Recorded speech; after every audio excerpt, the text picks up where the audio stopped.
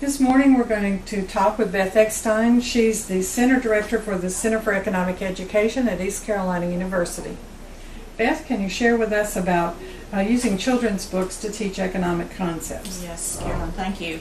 Most children's stories are about life experiences of real or fictional characters and their escapades. The discipline of economics is also about our life experiences, but from the standpoint of managing our scarce resources. Our favorite children's stories were not written with the goal of teaching economics. However, most will have an array of economics concepts strung from beginning to end. And with a little practice, the teacher will have no problem incorporating economics and financial literacy activities and lessons into most children's literature.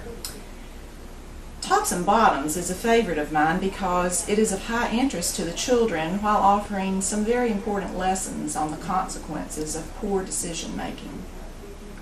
What I'd like to do first is recap some of the basic economics concepts and financial literacy concepts that we teach just universally.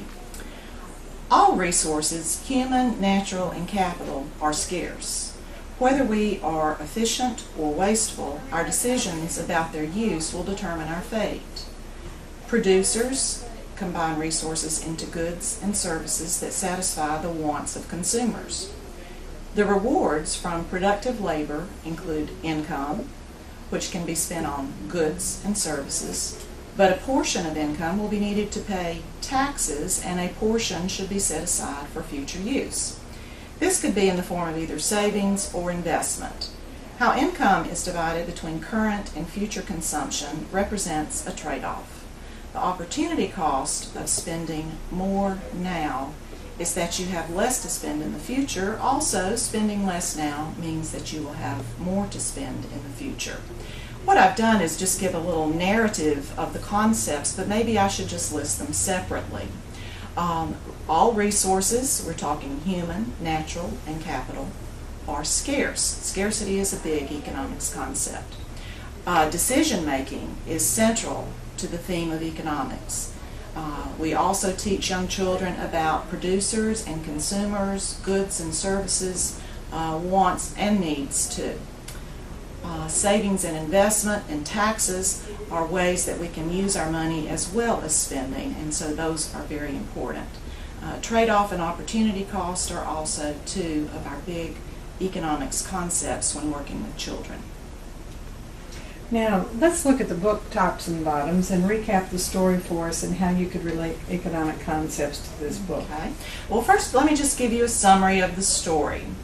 The story introduces two main characters, a lazy bear with lots of money and lots of land who likes to sleep all the time, and a very clever and industrious hare, a bunny.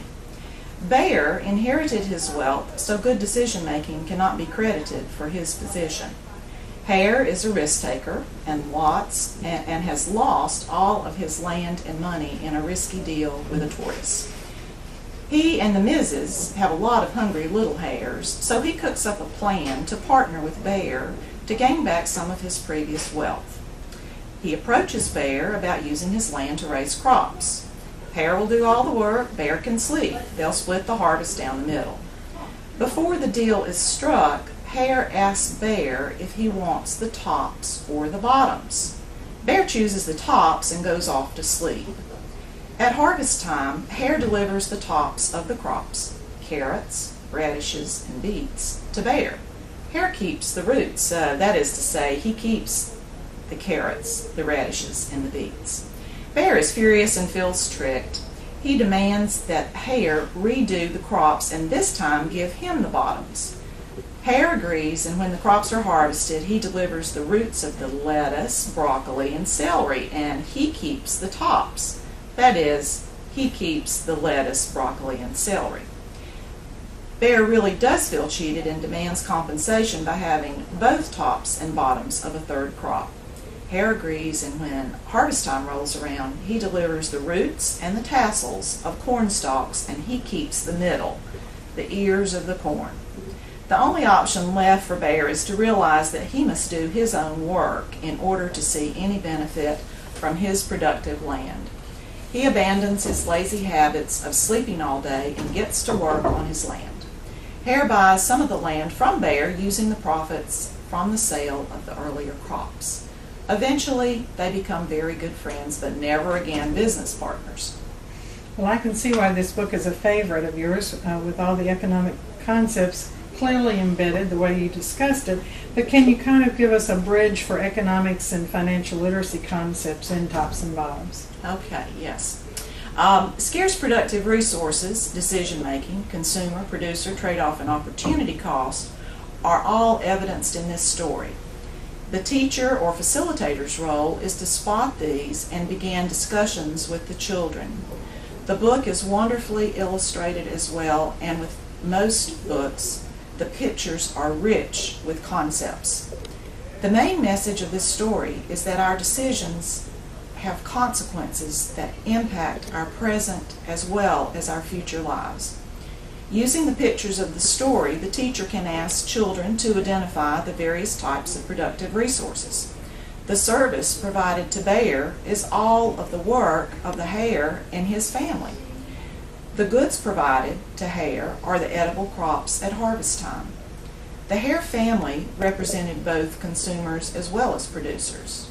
They also decided to invest some of their earnings in land that would provide many years of crop harvest rather than spend it all on current consumption and have nothing for the future.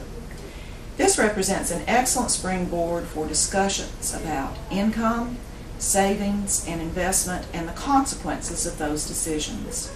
These economics concepts are also conveyed as financial literacy concepts.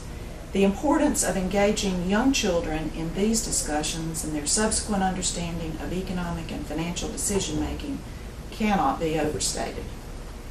Well, that's a wonderful example of exploring a book and discovering financial literacy concepts within the book itself. So I hope you will examine the chart in the module and find other books with similar concepts embedded. Thank you very much.